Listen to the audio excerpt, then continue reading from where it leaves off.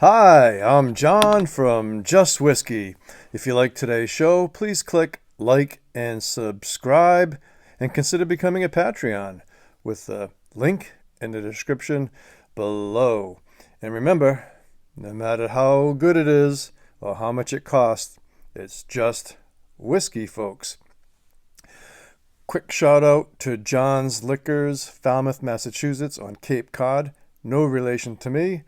You will find some Easter eggs hidden amongst the bottles there. Hint, hint, wink, wink, you Springbank and Longrow fans, amongst others. Today we're going to have a little fun, a little something different, and we're going to be talking about Highwest Whiskey Campfire. 46% ABV, non-chill filtered, no coloring added. And this is batch 18D03, if that means anything. And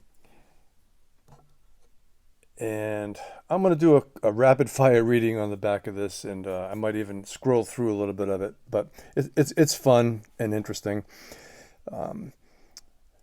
I was going to write something cheesy about cowboys, campfires, and whiskey, but I figured you might be more interested in how campfire whiskey came to be. One morning at the Ledaig distillery, B&B, my wife and I smelled peat in the air. The great ladies that made our meals were simmering a bottle of peated whiskey and sugar. Later that night, they brought out dessert of ripe honeydew drizzled with the peated syrup. That was the most unusual, delicious, and memorable ending to a dinner I have ever had. The combination of melon and sweet smoke really worked, so naturally. I thought, why not mix sweet bourbon with peat? The main flavor, or melody, is sweet honey from a ripe bourbon. The enhancing flavor, for harmony, is floral, fruity spice from mature rye whiskey. The accent is smoke from a peated Scotch whiskey. The proportions, top secret. Campfire is carefully crafted from sourced whiskeys.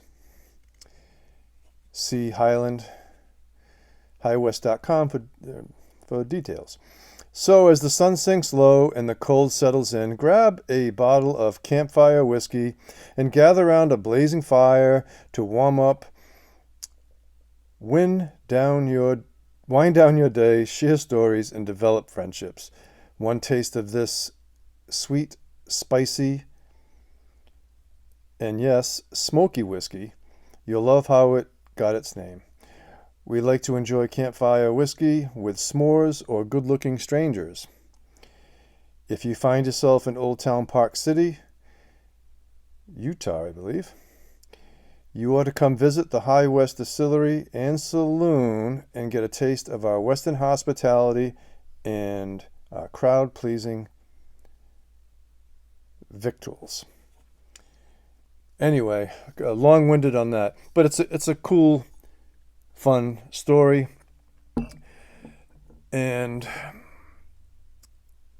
it's gotten pretty good reviews. It's a highly well-regarded, innovative product, but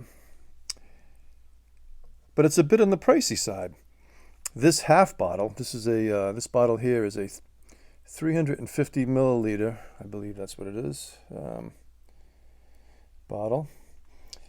It's about $40 American, and the full size, 375 milliliters. The full size, twice that, is the 750 milliliter, and that retails between the $70 and $80 mark, which I think is a bit pricey, in my opinion, for what my enjoyment level is of it. I've had this open for several months, pouring small drams here and there on it, and I did talk about it in one of my first reviews several months ago, briefly. So we're going to have a little fun recreating our own campfire. So the original campfire, right out of the bottle here, this has been sitting for 10-20 minutes.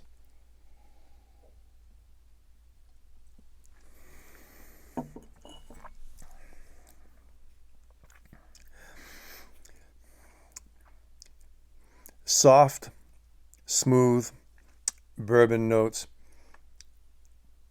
with that delicate rye spice kick. Definitely a well-rounded, well-married concoction. But it didn't knock my socks off like it does with some other reviewers. So what I decided to do, I'm like, for almost $80 for a full bottle of it, why can't anybody, right, pick out your favorite rye at an affordable rye, okay, but of decent quality. And one more thing I wanted to talk about real quick. On the front of the label, it doesn't tell you what proportions or percentage are there, but the ingredients do read from start to finish: made with straight rye whiskey, straight bourbon whiskey, and blended malt Scotch whiskey. So if that falls in line with any other product, any food product, and I'm not saying this is the case here, it's just my opinion, my assumption, but in most food products, they have to list the first ingredients as the highest percentage of quantity. So if I had to guess, I would say that this is mostly, or that has a higher percentage of the rye. Next percentage would be the bourbon, and then the last percentage would be the Scotch whiskey. Again, that's just my guess. So what I did was, I poured, some Redemption rye. I'm not a huge bourbon guy, but I can appreciate it. One of my friends really likes Redemption rye, so I bought a bottle to keep around for him, and I don't mind it at all. Redemption rye is also sourced, and it's 46% ABV, the same ABV as this. So I just poured mostly the Redemption rye in this glass, and I just put in a splash of Talisker 10 Scotch whiskey.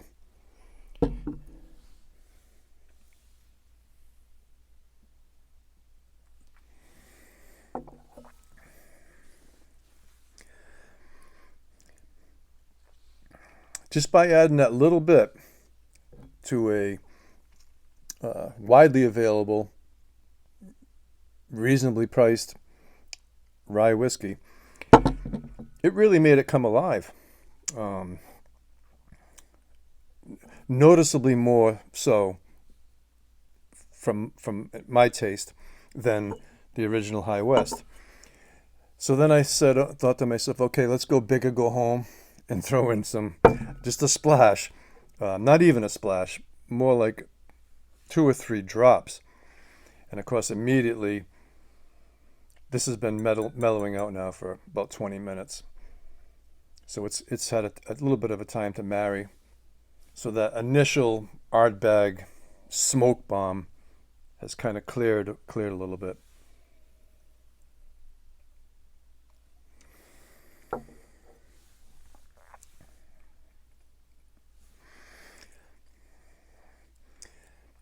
That adds a much more interesting. It's going crazy. I'm getting all sorts of things in my mouth that I can't even think fast enough to say what they are, but definitely the sweetness melon, vegetal. I would say with just a couple of drops of the Ardbeg added to any one of your favorite budget, reasonably priced bourbons, maybe with a little extra rye content, just by adding 2 or 3 drops. And I found this with other things in the past too, to be honest with you. There's some other scotches that might have been underwhelming to me. You throw a couple of drops or a little bit of Ardbeg 10 in there, it'll liven it right up, let me tell you. Make it a completely different animal. As did so here. So then I thought, okay, since I recently reviewed the Wild Turkey 101 and I compared it to the Long Branch, which this is a high rye Kentucky straight bourbon. This comes in at a little higher percent ABV. This is 50.5% ABV, whereas what I've been doing here is 46%. So with the Wild Turkey 101, I added a splash of Ledaig 10 Scotch whiskey, which is 46.3 ABV. So we're kind of staying in the same ballpark ABV-wise, So this is the first time on camera that I've smelled and tasted this. Great nose, actually.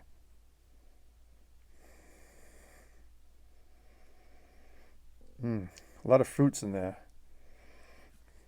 And the rye alcohol nose on the Wild Turkey is really subdued, and the Ledaig 10 really has rounded this out.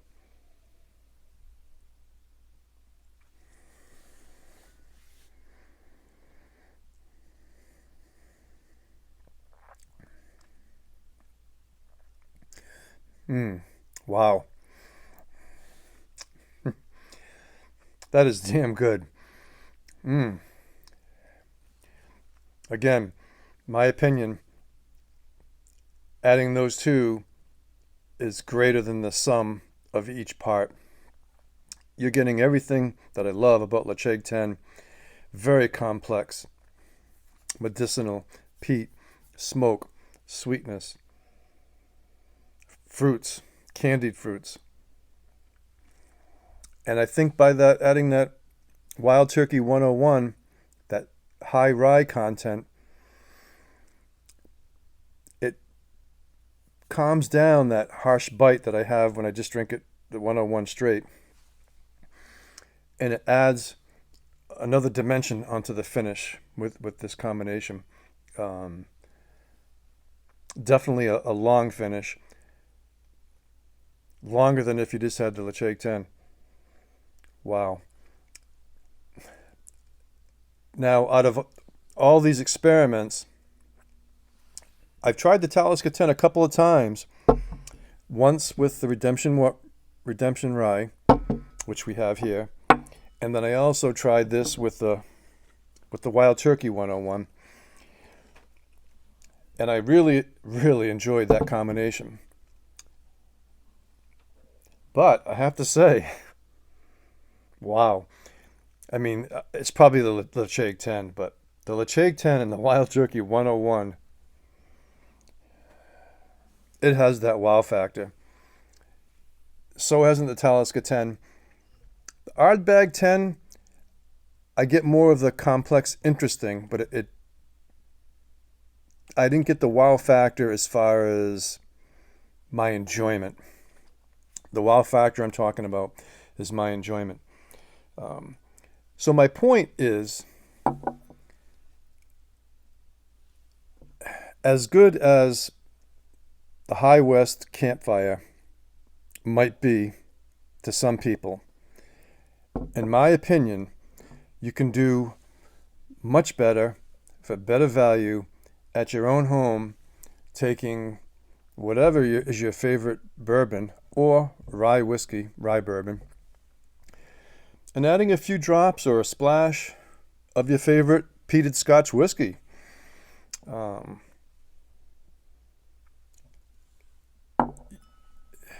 You're going to save a lot of money. I mean, all these bottles, Talisker 10, Ardbeg 10, and Ledaig 10, for sake of argument, they're in the $50-ish range.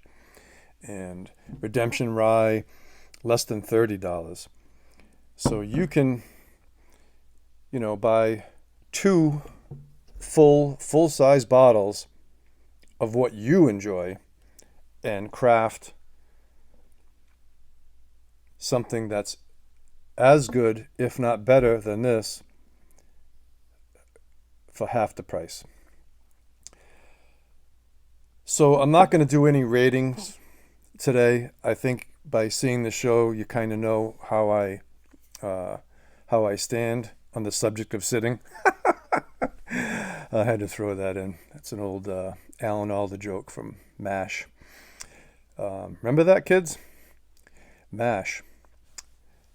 Which is what we have here, right? MASH. Anyway, getting a little carried away. All good things must come to an end. Highly recommend experimenting with your own blends, and I think you come up with something that's impressive for you and your wallet and your palate. So if you enjoyed today's show, please click like and subscribe. Thank you to all the new people that have been subscribing. Please consider becoming a Patreon with the link in the description below. And remember, no matter how good it is or how much it costs, it's just whiskey, folks. So hats off to you all and take care.